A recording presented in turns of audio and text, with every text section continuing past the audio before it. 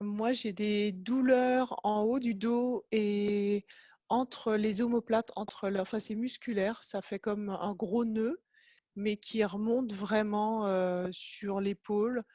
Et ça fait 8 ans à peu près, c'est passé de l'épaule gauche à l'épaule droite, enfin, ça varie.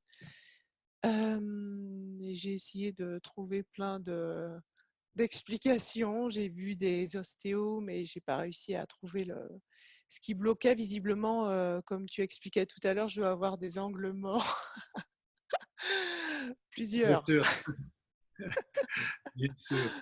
Bon, euh, premièrement, Florence, tout ce qui touche la région des cervicales, Mhm. lorsque c'est musculaire, c'est en lien avec un conflit d'identité.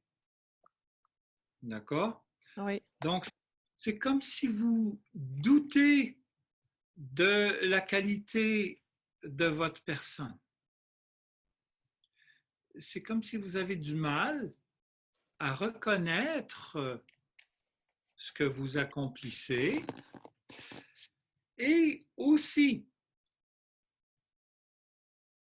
dans un certain domaine, un minimum d'un domaine, c'est comme si vous avez du mal à réaliser ce que vous voulez réaliser Mm. et la dévalorisation s'ensuit automatiquement.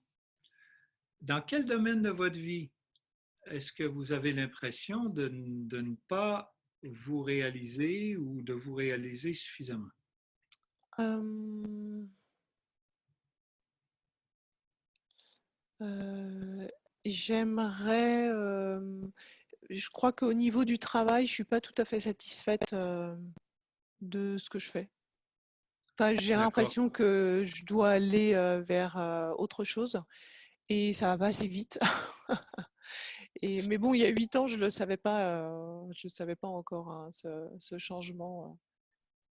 Ça fait combien de temps que vous avez entendu à l'intérieur de vous, j'imagine? Je dirais que ça fait 1 an à peu près. OK. Dans quel domaine êtes-vous présentement? Alors là, en ce moment, je fais de la peinture. Je fais des toiles pour des personnes Alzheimer, hein, pour un hôpital. Et je suis en train d'aller vers l'aide à la personne avec une méthode d'accompagnement quantique qui me passionne.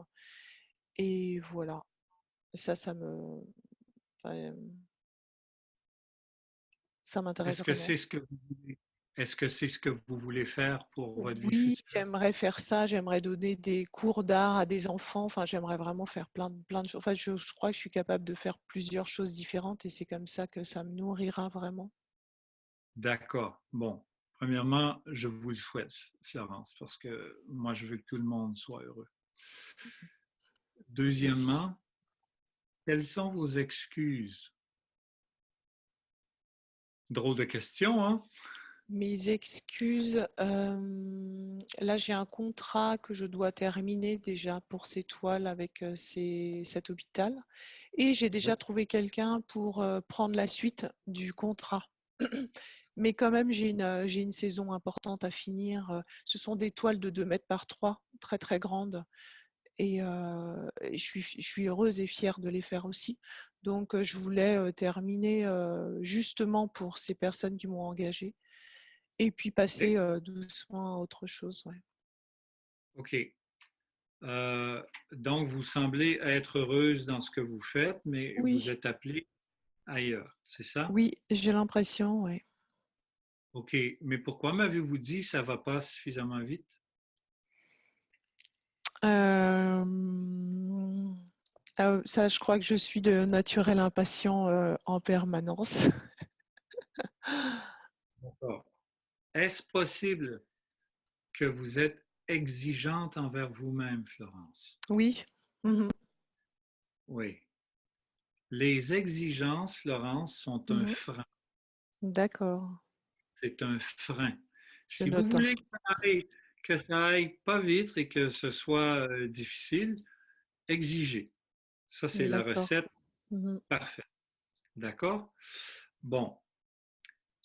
ce qui est important, puis là, je vais le souligner parce que Mhm. moi-même, je l'ai vécu il y a plus de 20 ans quand j'ai fait la transition D'accord. professionnelle de travailleur forestier à coach en relation d'aide.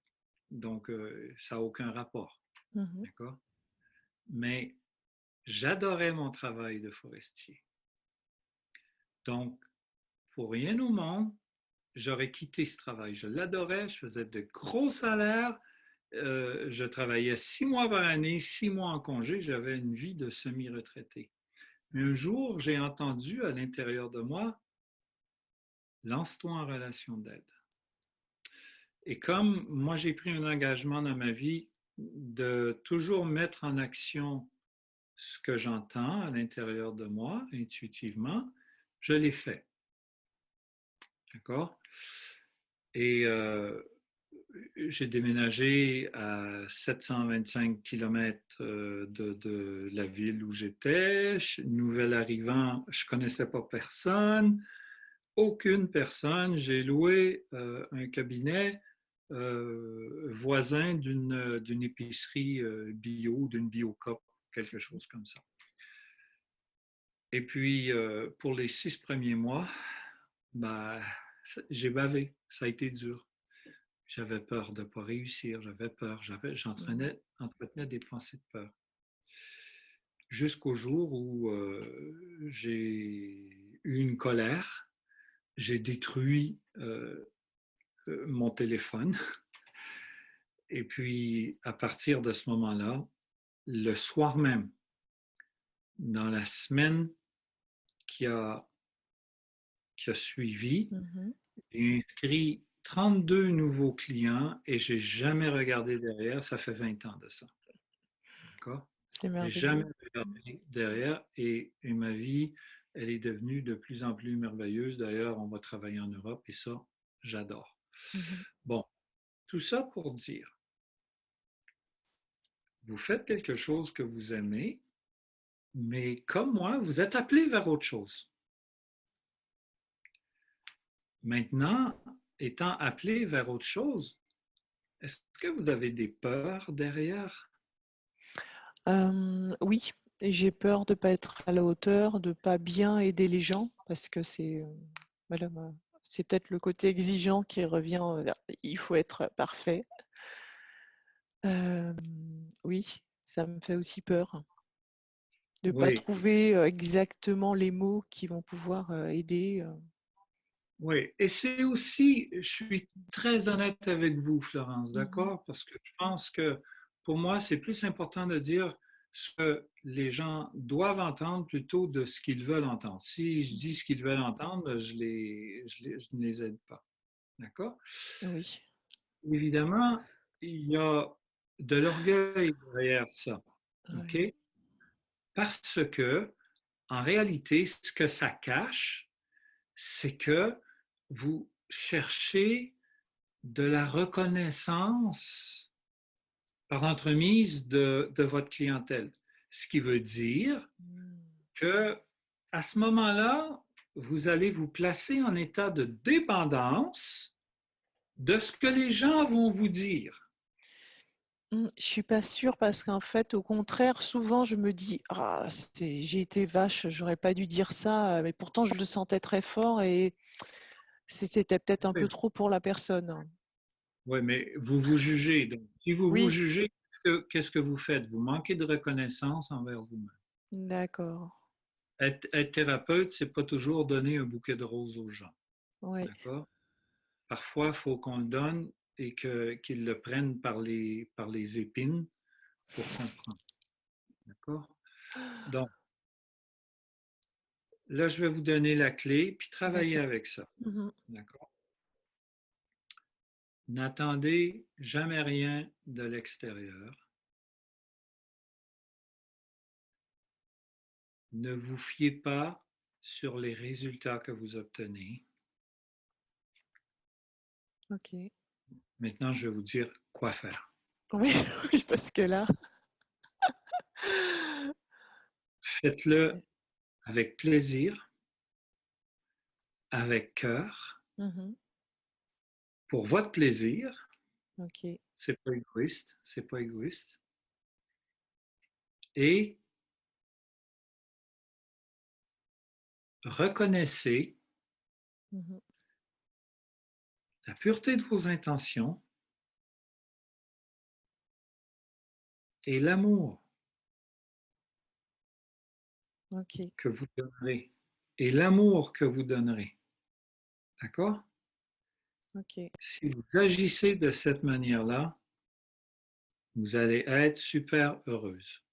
Et c'est OK. pas parce qu'on n'attend pas de résultats que vous n'en aurez pas, Florence. Vous allez en avoir. Ne soyez OK. pas inquiète. L'intelligence universelle demande à un thérapeute de s'aligner. Mmh. D'accord? OK. Puis, il ne faut pas forcer, il ne faut pas dépenser d'énergie. Il faut juste le faire avec cœur et avec plaisir. C'est tout. Le reste va venir et je tiens à vous spécifier que ça va venir beaucoup plus que vous ne le croyez, Florence. Mmh. OK. Alors, je vous souhaite bonne chance dans votre transition, Florence.